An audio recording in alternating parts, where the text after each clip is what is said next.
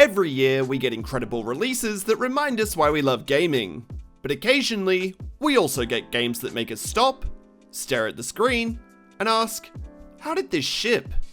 And in 2025, the disappointment didn't just come from random unknown projects. Some of these were recognizable games, backed by established studios, publishers, or beloved IPs, which made their failures hit even harder. YouTube what's good, XhiaGaming here, bringing you a brand new episode of Top 5. And in this episode, we're going to take a look at the top 5 worst video games of 2025. Starting off at number 5, Tamagotchi Plaza. This one lands at number 5, not because it's broken, but because of how shockingly shallow it feels. Tamagotchi Plaza arrived at the perfect time, with Animal Crossing dormant and The Sims still inching toward Project Renee. This should have been an easy win for cozy game fans. Instead, it feels like a step backward for the franchise. A sequel to the Tamagotchi Connection corner shop games, Plaza tasks you with running stores in Tamahiko Town through a series of minigames. But those minigames are repetitive, overly simplistic, and wear thin fast, relying heavily on nostalgia rather than evolving the formula. Customization is also far more limited than previous entries, and bafflingly, much of it is unlocked through passwords you can look up online, instead of being earned through meaningful progression. Add in missing fan favorite characters, a diversive shift to a 3D art style, and a lack of proper tutorials, and the whole experience feels undercooked. There's some charm here, but as a full price release, Tamagotchi Plaza fails to fill the cozy game void, ending up more like a minigame collection than a console comeback fans were hoping for. Next up at number 4, Nintendo Switch 2, Welcome Tour. After a massive launch for the Switch 2 console, Nintendo Switch 2 Welcome Tour was billed as a flashy introduction for the next generation console, but it ended up feeling more like a guided demo than a proper game.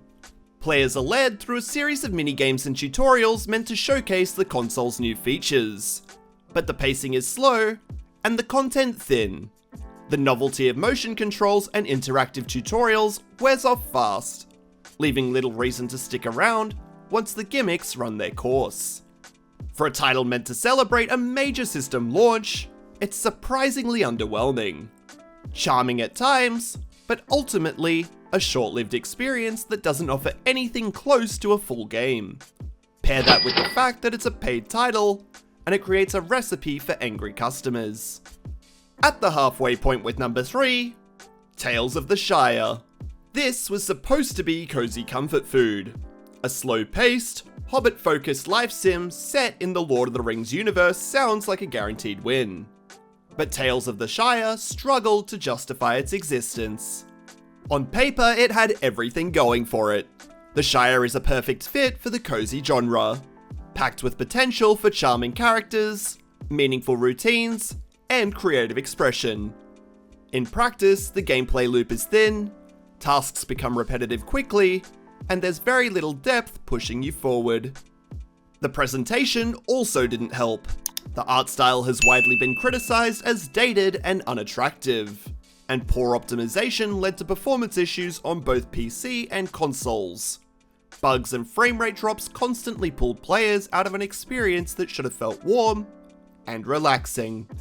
After so much anticipation, Tales of the Shire ended up feeling lifeless, monotonous, and ultimately forgettable. A huge missed opportunity for Middle-earth in the cozy space. Next up at number 2, FBC Firebreak. Coming from Remedy, expectations were naturally high, and that's exactly why FBC Firebreak lands so low. Set within the Control universe and built around cooperative play, this should have been an exciting expansion of Remedy's connected world. Instead, it felt more like a repetitive live service experiment than a meaningful addition to the lore. Storytelling, usually Remedy's biggest strength, was sparse and unimpactful, boiling down to a simple mission to end the oldest house lockdown.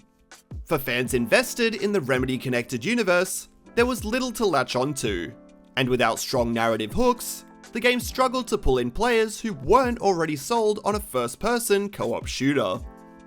Gameplay didn't help matters. Mission variety was limited, progression felt grindy, weapons were clunky, enemies were unsatisfying to fight, and the core loop became repetitive far too quickly. A rough launch, paired with underwhelming post-launch updates, only reinforced the feeling that this was an unfinished experiment. While a major update is planned to add more content, for many players the damage was already done, making FBC Firebreak not terrible, but deeply disappointing and forgettable. And finally, to round us out at number 1, Mind's Eye. This one wasn't just disappointing, it collapsed on launch. Mind's Eye is the debut game from a new studio founded by former GTA producer, Leslie Benzies, and expectations were understandably high. A sci-fi action-adventure set in a futuristic Las Vegas, positioned as the foundation for an entire new platform called Everywhere. What players got instead was a glitchy, incoherent mess. The game launched riddled with bugs, poor optimization, and awkward controls, spawning viral clips almost immediately. But unlike other troubled releases, the problems went deeper than just performance. Despite being marketed as a GTA-like open world, Mind's Eye is largely on rails, actively discouraging exploration. Free roam offers little to do, customization is almost non-existent, and core systems feel unfinished. Even the story struggles, held back by flat characters and awkward dialogue. The gap between marketing and reality was massive, so much so that Mind's Eye became one of the rare games to receive PlayStation Store refunds. For a $60 release meant to launch a new studio and platform, it failed across the board, making Mind's Eye the clear choice for the worst game of 2025. Do you agree with this list? Let me know what your worst game was in 2025 in the comments below. And if you enjoyed this video, please be sure to leave a like, comment, and subscribe as it really helps the channel grow. And until next time, I'll see you later. Tap the bell icon after subscribing and you'll never miss a video again. And consider checking out my Facebook page as well for daily gaming updates and news. Thanks guys. Now this is pod racing. Are we serious? The pilots were incredible. Holy crap. Best of the best. We're getting a pod racing game. What the hell?